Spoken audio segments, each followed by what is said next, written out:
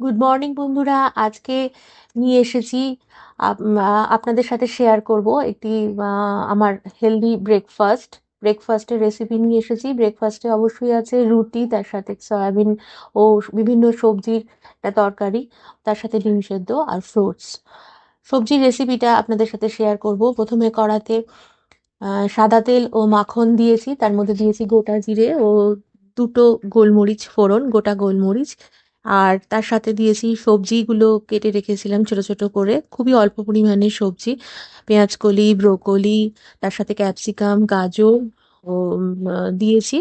আর তার মধ্যে যে গোটা জিরে আর গোলমরিচের মধ্যে দিয়ে দিয়েছি আমি কুচনো পেঁয়াজ আর কুচনো আদা, এক কোয়া রসুন দিয়েছি।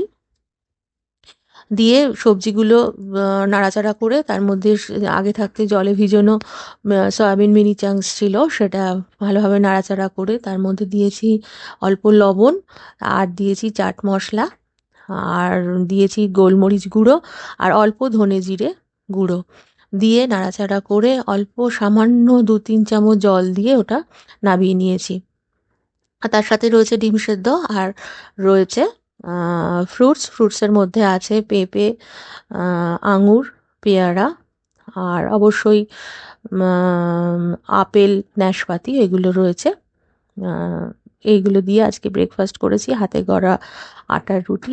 আপনারাও খেয়ে দেখবেন এইভাবে সবজিটা বানিয়ে। সবজির রেসিপি আমি ডেসক্রিপশানে দিয়ে দেব। সুন্দর করে সবজি বানিয়ে খেয়ে দেখবেন, কেমন লাগে জানাবেন।